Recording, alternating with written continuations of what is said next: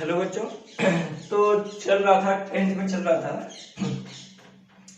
जैसे electric current अगर निकालना है तो वो रखा था। चलो मैं इसमें एक एग्जांपल करता हूँ, है ना।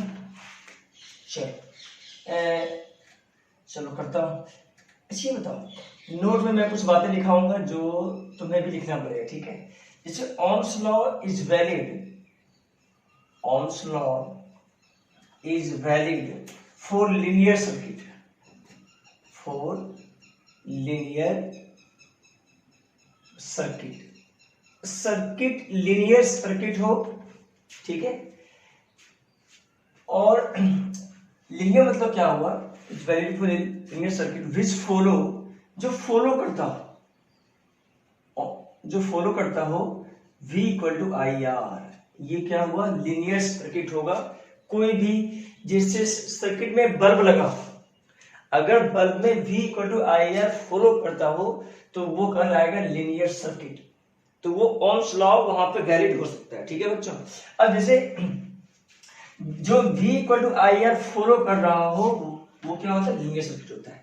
एक होता है नॉन लीनियर सर्किट, ठीक है। जैसे मैं लिखूंगा कि ohms law is not valid for, ohms law is not valid for, is not valid for non linear circuit. अच्छा ये बताओ बच्चों, नॉन लीनियर सर्किट और सर्किट, नॉन लीनियर सर्किट में जो जितना भी जैसे मटेरियल यूज है, एग्जांपल में डायोड, सबसे अच्छा ये जो एग्जांपल है वो है एलईडी। याद करो तो एलईडी में है ना, ये एलईडी में कोई भी ओम्स लॉ फॉलो नहीं होता, ठीक है। तो डायोड में इसको लिख सकता हूं, सबसे अच्छा एग्जांपल क्या है बच्चों, एलईडी। क्या है बच्चों, LED, light emitting diode, amplifier, ये सब क्या है, ये सब जो एग्जांपल है नॉन लीनियर सर्किट का है, नॉन लीनियर, ठीक है। और जो लीनियर सर्किट का है, जैसे बल्ब, जो बल्ब आता है टंगस्टन का लगा हुआ, जो बल्ब आता है टंगस्टन का, वो लीनियर सर्किट होता है, ठीक है बच्चों। तो हमेशा याद रखेंगे ohms law is valid for linear circuit and it is not valid for non linear circuit, जैसे डायोड, एम्पलीफायर, एम्पलीफायर के बाद ट्रांजिस्टर, है ना, इस सब में ओम्स लॉ फॉलो नहीं होता है। तो ये सब बातें बच्चों हम याद रखेंगे, ठीक है। एक दो बातें और बच्चों इसमें, जैसे ओम्स लॉ V है, I है, ठीक है। अगर ओम्स लॉ है तो ये हो जाएगा V इक्वल टू क्या हो जाएगा बच्चों, आई आर।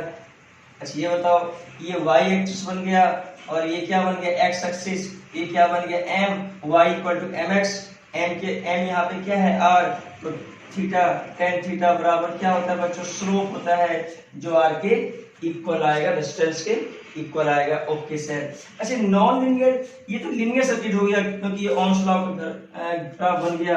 कभी कभी आता है non linear circuit, non linear मतलब जहां ओम्स लॉ फॉलो नहीं हो, ऐसा हो सकता है। नॉन लीनियर मतलब नॉन लीनियर का ग्राफ ऐसे भी हो सकता है, जैसे चलो मैं इसे रब कर रहा हूं बच्चों, है ना, समझ में आ रही ना, यस सर। अरे सभी को समझ में आ रहा है क्या, यस सर। तो ओम्स लॉ जो है बच्चों, ओम्स लॉ लीनियर सर्किट में यूज होता है, और जो ओम्स लॉ नॉन लीनियर के लिए यूज नहीं होता है। चलो ये किसके एग्जांपल है बच्चों, ये non linear, non linear circuit के लिए, नॉन लीनियर सर्किट। तो ये क्या है, लीनियर सर्किट के लिए। तो ये सब बातें हैं बच्चों याद रखेंगे हम, लीनियर सर्किट के लिए यूज होता है। इसे एक बात और बच्चों, क्या ये भी हो सकता है क्या नॉन लीनियर, देखो तो V और I, क्या ये भी हो सकता है क्या, यस सर, ये भी क्या होगा, नॉन लीनियर, क्योंकि यहाँ भी V equal to I follow नहीं हो रहा है। नॉन लीनियर सर्किट के लिए ये सब ग्राफ होगा, ठीक है। तो यहाँ पे इस दोनों केस में ओम्स लॉ वैलिड नहीं होगा, ओम्स लॉ वैलिड नहीं होगा। तो ये बातें याद रखिए। और इसमें जैसे ये जो ग्राफ है ना बच्चों, ग्राफ से क्वेश्चन आता है कभी कभी, ये मैं आज इसलिए करवा रहा हूँ क्योंकि जब ये ओम्स लॉ हो रहा था ना उस समय ये बातें मैंने नहीं बताया था। अब मैं ये बातें बता रहा हूँ तुम्हें, ताकि तुम्हें सही से जज हो जाए कि ये है क्या। क्या समझ में आ रहा है बच्चों, यस सर। ओके, अब जैसे इसमें बच्चों क्या है, देखो जरा, देखो इसमें क्वेश्चन मैं थोड़ा आज करवाऊंगा ओम्स लॉ पे। जैसे आई और V दे दिया, कोई बात नहीं है कि नहीं, आई और V दे दिया, ओके सर, कोई बात नहीं। अच्छा ये बताओ, ये ऐसे, ठीक है, एक ऐसे और एक ऐसे, एक तो ये दे दिया और ये इस बार दे दिया कि V और I के बीच दे दिया और एक ऐसा स्ट्रेट लाइन दे दिया।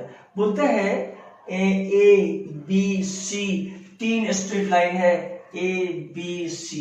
देख रहा है यहाँ पे ग्राफ में अंतर क्या है, यहाँ पे V वर्सेस I है और यहाँ पे I वर्सेस V।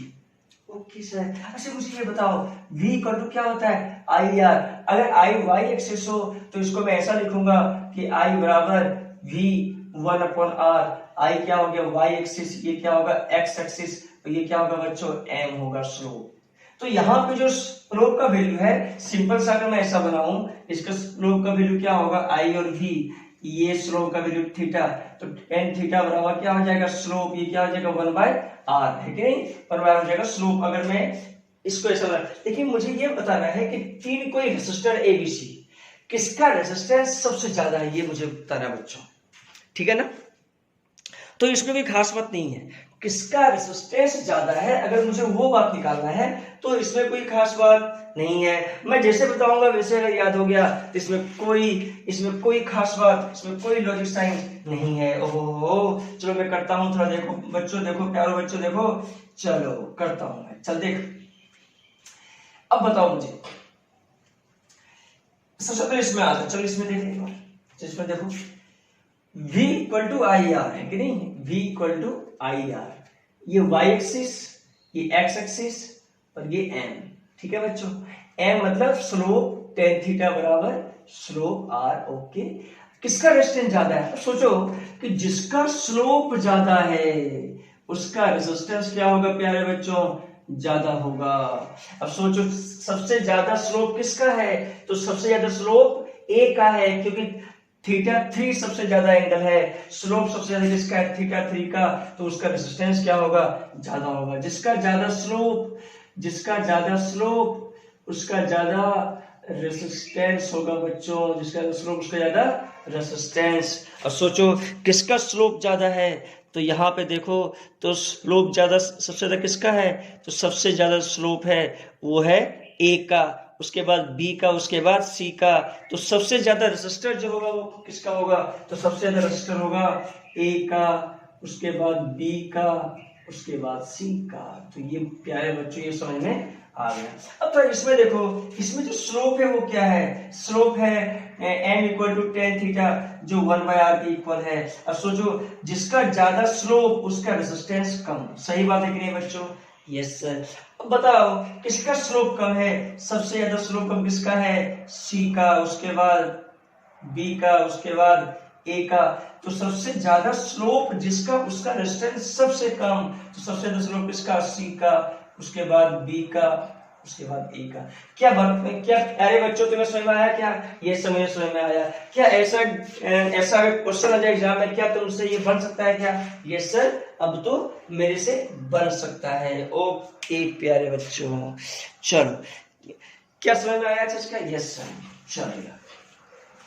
तो ये सब प्यारे बच्चों, ये सब है ना, मतलब ऐसे चीजें तुम्हें समझ में आनी चाहिए। ओके सर, चलो और करते हैं, देखो और करते हैं अच्छा सा, कोई दिक्कत नहीं है, और करेंगे, शानदार एग्जांपल करेंगे आज, है ना, आज मजा आ जाएगा तुम्हें पढ़ने में यार। ओके सर, चलो ओम्स लॉ हो गया, ओम्स लॉ का एग्जांपल हो गया। चलो इसमें क्या है कि ग्राफ में क्वेश्चन देता है बच्चों, मैं बता रहा हूँ, मैं एनसीईआरटी का पूरा सॉल्यूशन करवाऊंगा, ये बातें याद रखना। मेरे पास तो एक्स्ट्रा भी है जो मॉड्यूल है इंस्टीट्यूट का, वो भी है, लेकिन मैं थोड़ा सा एक्स्ट्रा तो इतना भी है नोट्स में मैं लिखवा रखा हूँ, राइट।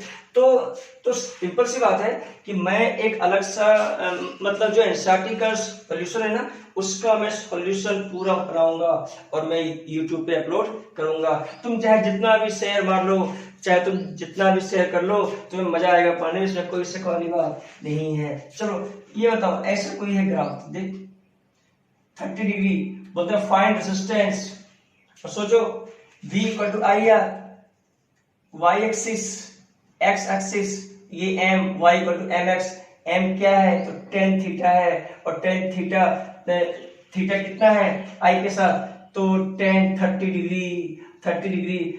ऐसे रेजिस्टर के इक्वल है, रेजिस्टेंस कितना है, स्लोप है तो 1030 1/√3, तो रेजिस्टेंस कितना आएगा बच्चों 1/√3 वोल्ट पर एम्पियर या तो 1/√3 ओम। क्या बच्चों समझ में आया प्यारे बच्चों? यस सर समझ में आ गया सर। तो अगर ऐसा एग्जांपल हो तो समझ में आना चाहिए, बिल्कुल सिंपल सा क्वेश्चन है। मान लो अगर ऐसा दे दिया आई और वी के बीच ऐसा दे दिया है 30 डिग्री, बताओ क्या रेजिस्टर है?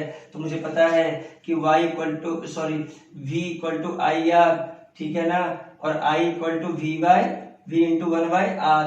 ये बन गया y एक्सिस, ये बन गया x एक्सिस, ये बन गया slope y equal to mx, m equal to tan theta, और tan थीटा बराबर 1/r, tan थीटा कितना 30 1/r, तो 1/√3 इक्वल टू 1/r। तो रेजिस्टेंस का वैल्यू कितना आ गया बच्चों √3 ओम। ठीक है ना बच्चों? तो ऐसे ऐसे क्वेश्चन आए तो तुमसे भी होना चाहिए, इसमें कोई शक वाली बात नहीं है। ओके सर, चलो और कुछ क्वेश्चन इसमें आ सकता है क्या? चलो देखते हैं और देखते हैं, चलो मजा आ जाएगा पढ़ने में। क्या मजा आ रहा है बच्चों? ये समझ आ रहा है? ओके ओके ओके चलो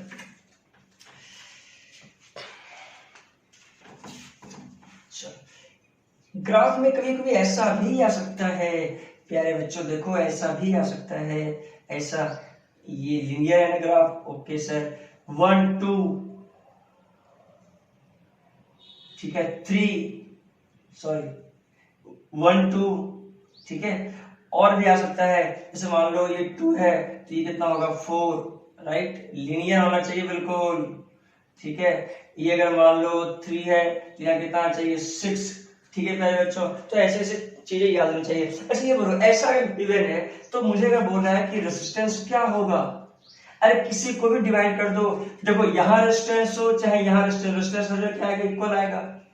ठीक है, भले ही अरे इसका जो आएगा वो स्लोप एक आएगा ना, एक स्लोप है इसका, तो एक रेजिस्टेंस भी होगा, राइट, तो कहीं रेजिस्टेंस का इक्वल आएगा, तो कहीं भी कर दो v/r। ऐसे v कितना है तो v यहाँ पे कितना है 1/2 1, और i कितना सॉरी सॉरी सॉरी जैसे r निकालना है तो v/i, तो v यहाँ पे कितना है बच्चों, मतलब v और i के बीच गिवन है ग्राफ, तो r निकालना है तो v/i, कहीं भी v 1 2 ले लो, कितना है 1/2 तुम कौन सा मैथमेटिक्स का ले लो 2 अपॉन कितना ये करंट 4, तो 1/2 लो, तो जिससे भी दोगे रेजिस्टेंस क्या आएगा सेम ही आएगा, इसमें कोई शक वाली बात नहीं है। तो ऐसा ऐसा प्रश्न बच्चों तुम्हें आना चाहिए। मान लो ऐसे ही बोल दिया, लो देखो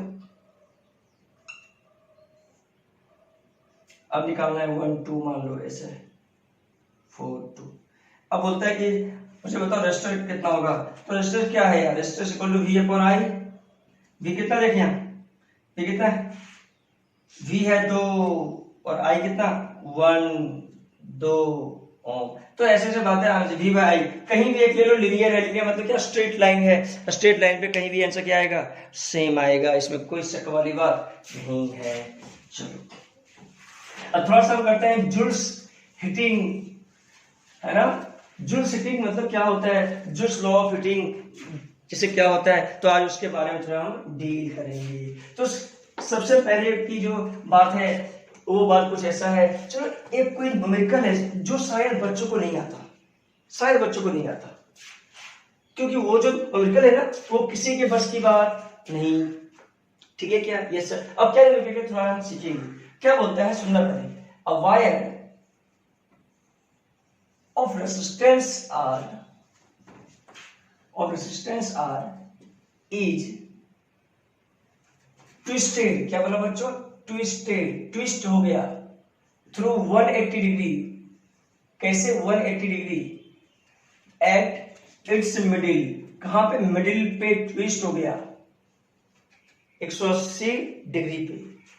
तो find new resistance, find new resistance, very important question. ऐसा क्वेश्चन क्या ओलंपियाड में आ सकता है? यस सर आ सकता है। अब देखो एक वायर है कोई, सुनना पहले प्यारे बच्चों, देखना एक वायर है कोई, ठीक है, लेंथ कितना है L है, रेजिस्टर कितना है इसके अंदर, रेजिस्टर कितना है तो R है, इसको ट्विस्ट कर दिया, ट्विस्ट कहां से, मिडिल से। ट्विस्ट मतलब ये हो गया कि 180 डिग्री ट्विस्ट कर दिया, मतलब क्या हुआ, यहाँ पे मिडिल करके इसको ये जो है ना इसको उठा के इसी पे चढ़ा दिया गया है।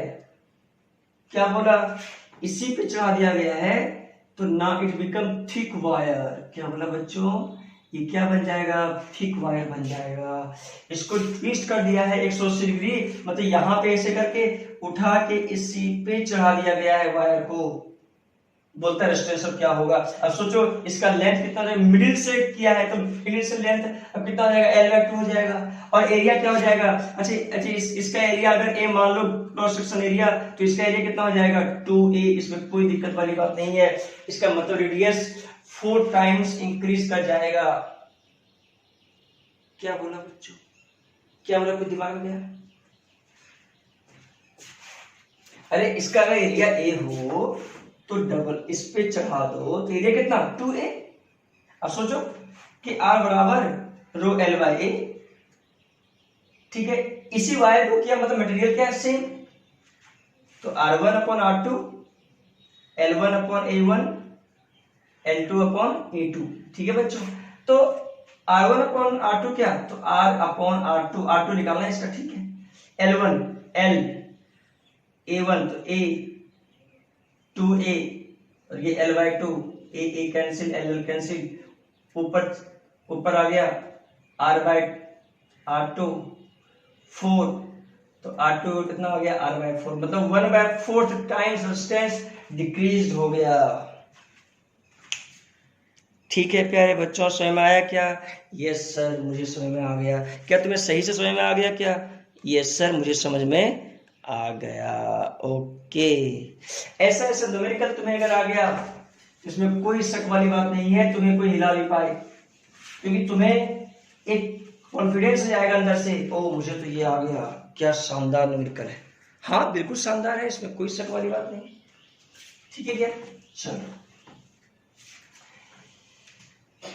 अब पढ़ते हैं नया टॉपिक इसमें। देखो इलेक्ट्रिक पावर है ना, क्या पढ़ेंगे बच्चों, इलेक्ट्रिक पावर पढ़ेंगे। अच्छा इलेक्ट्रिक पावर क्या होता है बच्चों, इलेक्ट्रिक पावर क्या होता है? अब देखो इसको मैं लिख सकता हूं the rate of consumption of electrical energy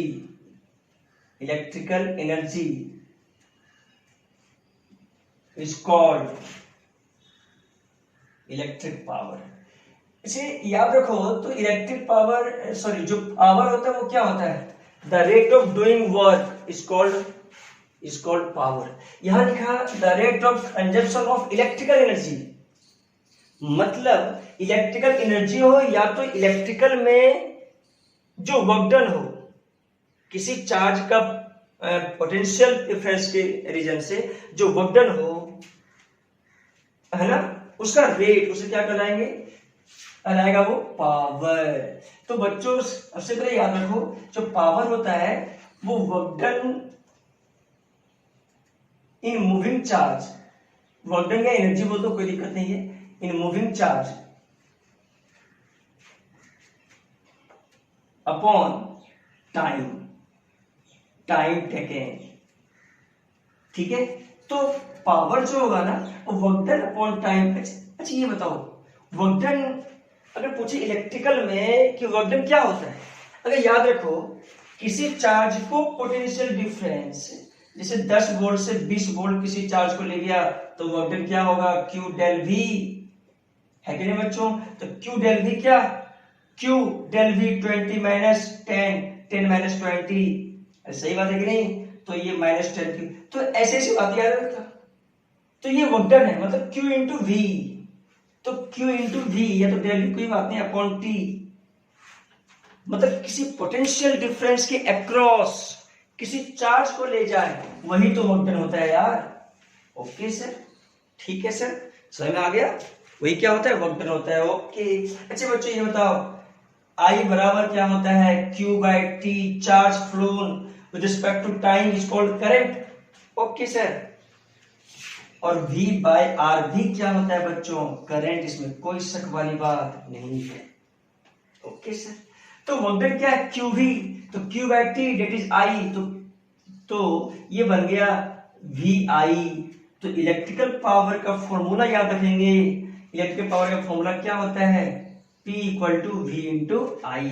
very important formula, very very important. ठीक है क्या, electric power is equal to P equal to V into I, मतलब voltage into current is called electric power. अच्छा बच्चों ये बताओ, कोई बोले यूनिट ऑफ इलेक्ट्रिक पावर क्या होगा, तो unit of electric power is also what. जो वॉट होता है ना पावर का, वो भी क्या होगा, वाट ही होगा।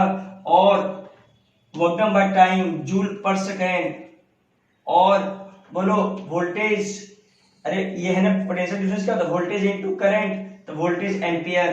तो ये तीनों बातें हो सकता है, इसमें कोई दिक्कत वाली बात नहीं है। वॉट भी हो सकता है, जूल पर सेकंड भी हो सकता है, वोल्ट एम्पियर भी हो सकता है, क्योंकि वी आई। ओके बच्चों ठीक है, तो ऐसी ऐसी बातें तुम्हें याद होनी चाहिए। ओके सर, और देखो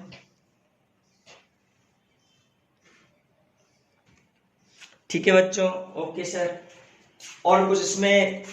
अच्छा बच्चों ये बताओ, इलेक्ट्रिक पावर क्या होता है, स्केलर क्वांटिटी या वेक्टर क्वांटिटी, तो it is a scalar quantity. Power क्या होता है बच्चों, स्केलर क्वांटिटी, तो इलेक्ट्रिक पावर भी क्या होगा, स्केलर क्वांटिटी होगा।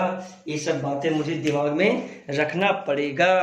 ओके सर, तो इलेक्ट्रिक पावर की का कहानी पढ़े, तो इसमें इंपॉर्टेंट क्या है, इंपॉर्टेंट जो फॉर्मूला में लिखा है P इक्वल टू वी आई, ये इसका फॉर्मूला है जो इंपॉर्टेंट है। ओके सर, तो इलेक्ट्रिक पावर को मैं लिख सकता हूँ P equal to V I, और मुझे पता है क्या है फॉर्मूला, V इक्वल टू क्या होता है बच्चों, आई आर। क्या मैं ऐसा भी लिख सकता हूँ, क्या देखो कि वी आई, वी को लिख सकता हूँ आई आर, आई तो ये बन गया आई स्क्वायर आर।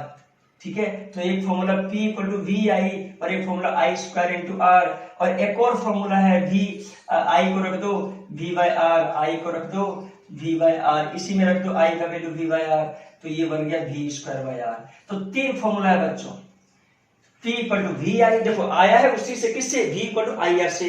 तुम चाहो तो P equal to V I, P equal to I square R, P equal to V square by R, इसमें कोई दिक्कत वाली बात नहीं है। चलो क्या बच्चों समझ में आ गया, यस सर। अब देखो ये बातें समझ में आया है कि नहीं, अब कुछ ऐसी ऐसी मतलब बातें इसमें है जैसे शायद बच्चों को ये पता नहीं होता सुनना, जैसे concept of brightness of bulb, थोड़ा ये बातें है ना हजम नहीं होता, concept of brightness of bulb. इसी जब बल्ब जब लगा होता है बल्ब, तो कौन सा बल्ब का ज्यादा मतलब ग्लो होगा, कौन सा बल्ब का ज्यादा ग्लो होगा, उसके बारे में थोड़ा पढ़ेंगे ब्राइटनेस। ठीक है, तो concept of brightness of bulb, इसके बारे में थोड़ा हम आज पढ़ेंगे। अच्छा ये बताओ, देखना जिसका पावर कंजप्शन, जिस बल्ब का पावर कंजप्शन ज्यादा होगा उसका ब्राइटनेस भी क्या होगा बच्चों, ब्राइटनेस भी उसका क्या होगा बच्चों, ज्यादा होगा। तो ये दिमाग में सबसे पहले हम रखेंगे। क्या क्या रखेंगे, जैसे ही यहाँ पे ब्राइटनेस ऑफ बल्ब आ गया, मतलब कहीं ना कहीं बल्ब में रेजिस्टेंस रहता है, ये बात दिमाग में रख लो। और उसके साथ साथ जिस बल्ब का कंजप्शन पावर अगर ज्यादा होता है, पावर उसका ब्राइटनेस क्या होता है, ज्यादा होता है। यहां मैंने क्या बोला, कंजप्शन बोला, कंजप्शन जितना कंज्यूम होगा पावर किसी बल्ब में उतना ज्यादा क्या होगा, ब्राइटनेस होगा। तो ये बातें दिमाग में रखना पड़ेगा। अब वो बल्ब किस में है, सीरीज में है या पैरेलल में है, तो वो बात की बात है, वो मैं बताऊंगा बाद में। तो सबसे पहले ये बातें ना नोट करनी चाहिए।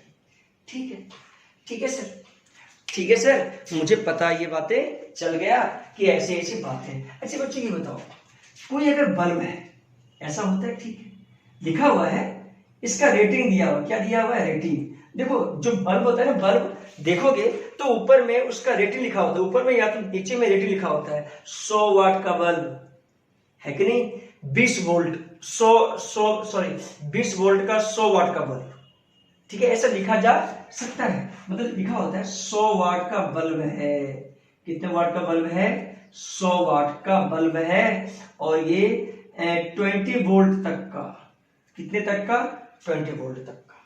अब सुनो, जब भी ऐसा बल्ब में लिखा रहे रेटिंग, तो सबसे पहले इसका मतलब ये नहीं है कि इसका कंजप्शन है 100 वाट, नहीं, इसका रेटिंग है। रेटिंग मतलब क्या हुआ कि यहां से इसका हम रेजिस्टेंस निकाल सकते हैं या तो मैक्सिमम करंट का वैल्यू निकाल सकते हैं, बल्ब में कितना मैक्सिमम करंट जाएगा ताकि वो जलता रहे। मतलब ये रेटिंग है एक टाइप का। क्या है बच्चों? रेटिंग।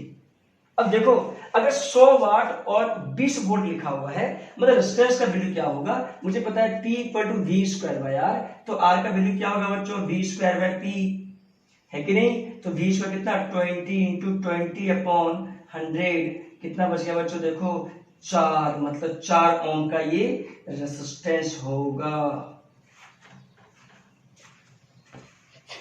ठीक है प्यारे बच्चों, समझ में आ रहा है? Yes sir. मतलब रेटिंग जब लिखा रहे ना तो उसका क्या निकालेंगे हम? रेजिस्टेंस निकालेंगे और उसमें निकालेंगे करंट का वैल्यू कितना जा सकता है। अगर करंट निकालना है कि बल्ब में कितना करंट जाएगा तो P = VI, तो P/V तो क्या हो जाएगा? 100/20, 5 एम्पियर। अच्छा बच्चों ये बताओ, हम लोग के जो घर में जो इलेक्ट्रिक करंट आता है उसका वैल्यू क्या होता है? 5 एम्पियर, 6 एम्पियर, 7 एम्पियर, ठीक है क्या? मुश्किल से 6 एम्पियर, सॉरी मुश्किल से कितना? 6 ampere, 2 ampere, 3 ampere, 4 ampere, 5 ampere, 6 ampere तक आ सकता है घर में। क्या चीज? Electric current. तो ये बात याद रखना। तो कोई भी बल्ब का अगर रेटिंग दिया हुआ, इसका मतलब नहीं कि पावर कंजप्शन दिया हुआ, नहीं, रेटिंग दिया हुआ है मतलब उस बल्ब में कितना रेजिस्टेंस है, कितना करंट जा सकता है। तो रेटिंग का मतलब रेजिस्टेंस निकाल देंगे सबसे पहला। ओके सर, ठीक है सर, मुझे कुछ तो बातें समझ में आ रहा है यहाँ पे, ठीक है क्या? मतलब क्या हो गया बच्चों? मतलब अगर रेटिंग दिया हुआ हो तो हम उसका रेजिस्टेंस निकालेंगे, ये नहीं सोचेंगे कि वो ब्राइटनेस कितना देगा। ब्राइटनेस तो बात की बात है, वो तो सीरीज और पैरेलल में जब लगाएंगे ना बल्ब को, वहां आएगा ब्राइटनेस की बात। ओके सर, तो देखो इसे देखना,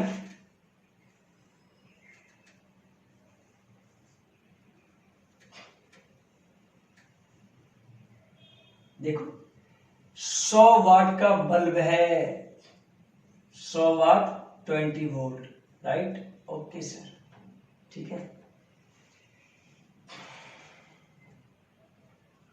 ये रेजिस्टर है, रेजिस्टर में लगा लिया, अभी सिंपल से एग्जांपल कर रहा हूं। 20 ओम, कितना ओम का बच्चा? 20 ओम का, ठीक है।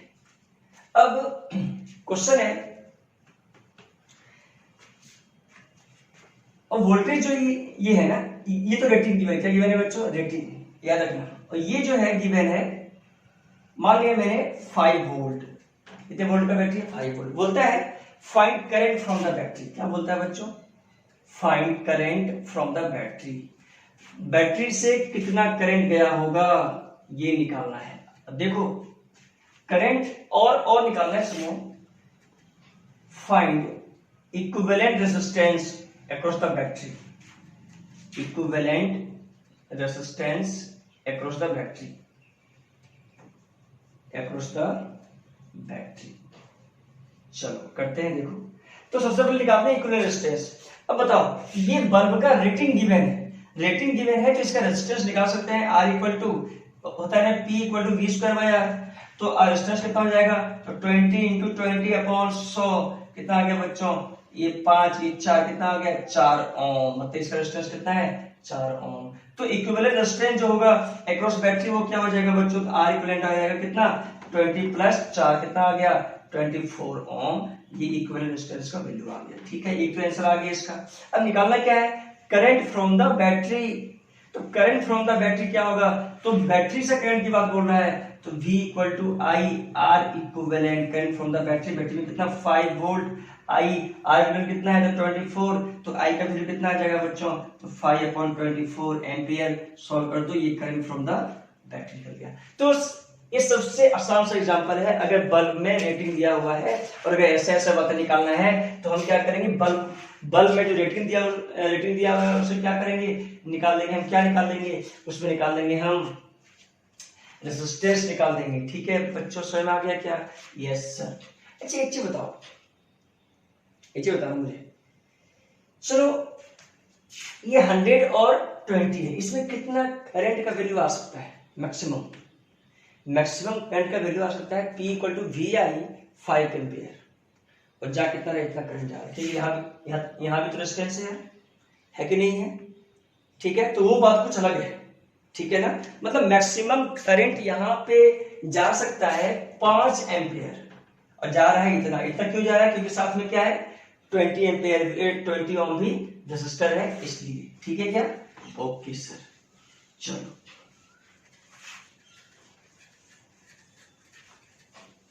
इसमें और अच्छा एग्जांपल होगा, करेंगे सामने एग्जांपल, तुम्हें समझ में आ जाएगा बच्चों। यस सर, चलो करते हैं। देखो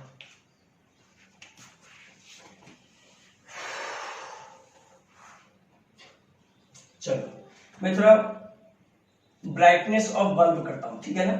तो ब्राइटनेस ऑफ बल्ब में bulbs are connected in series, bulb को सीरीज में कनेक्शन कर दो, कनेक्टेड इन सीरीज। ठीक है, सीरीज में कर दिया, बल्ब को कनेक्शन कर दिया किसमें? सीरीज में। चलो करते हैं।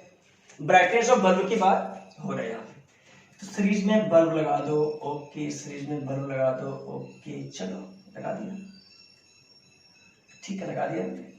चलो P1 पावर इसका है, ठीक है, और V क्या है?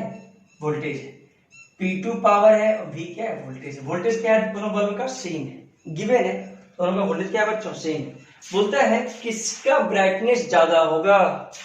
क्या बोलता है? किसका ब्राइटनेस ज्यादा होगा? या तो बोलता है कि find equivalent power of the circuit. क्या बोलता है बच्चों? Find equivalent power of the circuit, equivalent power, electric power of the circuit. Find equivalent electric power of the circuit, ये निकालना है मुझे।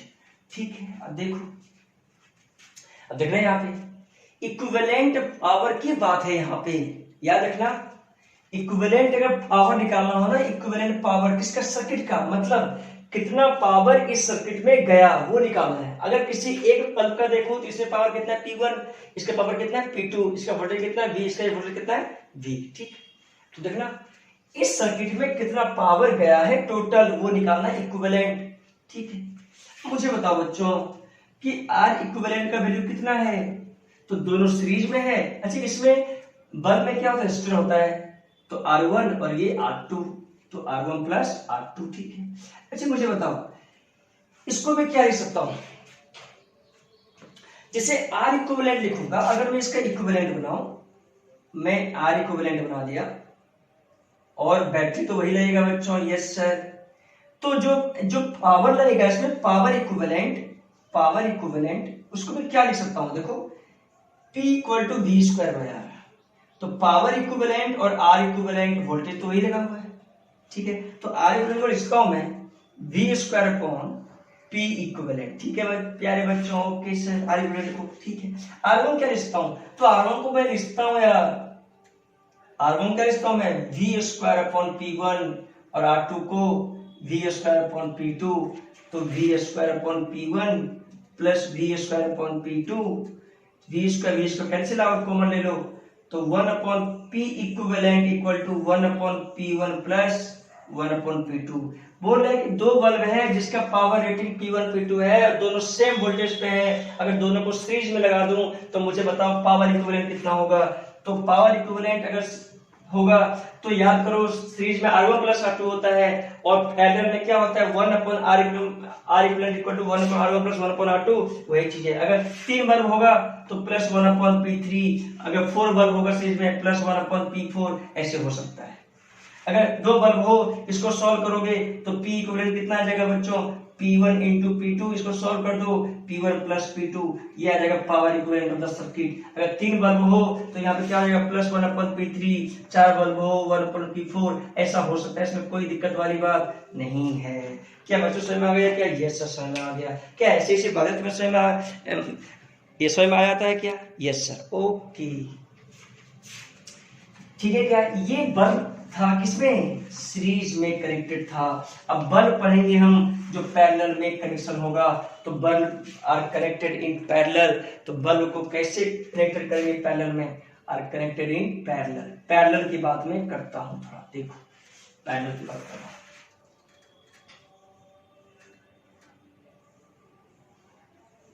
Bulb are connected in parallel. ठीक है प्यारे बच्चों, okay sir. P1 V, P2 V, right, okay V दोनों आपस में क्या है, दोनों बल्ब क्या आपस में पैरेलल है, तो दोनों का रेजिस्टेंस लिख लो। चाहो तो इसको ऐसे भी लिख सकते हो, इसमें कोई दिक्कत वाली बात नहीं है कि दोनों का रेजिस्टेंस भी कुछ होगा R1 और ये R2। ठीक है, R1 का वैल्यू क्या होगा बच्चों, तो P1 स्क्वायर बाय V होता है ना, V क्या होता है, क्या होता है, सॉरी R1 क्या होता है, तो V1 square V square upon P1 होता है ना, P equal to V square by R, तो R1 ऐसा। फिर R2 क्या होगा, R2 का V स्क्वायर अपॉन P2। अच्छा ये बताओ R इक्विवेलेंट क्या लिखूंगा, तो दोनों आपस में क्या है, पैरेलल है, तो 1 अपॉन R इक्विवेलेंट क्या लिखूंगा, तो 1 upon R1 plus 1 upon R2। ठीक है, अच्छा ये बताओ बच्चों, अगर मैं इसको ऐसा लिख लूं, R इक्विवेलेंट, वोल्टेज लगा दो, बैटरी लो, R इक्विवेलेंट, ठीक है, V, तो P इक्वल टू क्या होता है, V square by R, equivalent लगा दो, यहाँ भी इक्विवेलेंट लगा दो। ठीक है क्या बच्चों, के R इक्विवेलेंट का वैल्यू क्या हो जाएगा, तो V square upon P equivalent equal to, sorry and ये R इक्विवेलेंट का वैल्यू क्या होगा, तो V square upon P equivalent. अरे R इक्विवेलेंट क्या नीचे है बच्चों, तो नीचे क्या होगा, R equivalent V square by P equivalent equal to 1 upon R1, R1 क्या है, तो V square by P1 plus V square by P2। ठीक है, तो यहां से क्या आ गया, यहां से P इक्विवेलेंट है ना, 1 बाय V स्क्वायर कॉमन ले लो, जब लोगे ना कॉमन तो यहाँ पर लोगे ना 1 बाय V स्क्वायर कॉमन, और V स्क्वायर कैंसिल आउट, तो P equivalent P1 plus P2 plus, अगर 3 होता तो P3 होता, 4 होता तो P4 होता, यहाँ पे 2 ही लिखा मैं, P इक्विवेलेंट क्या आ गया, P1 प्लस P2।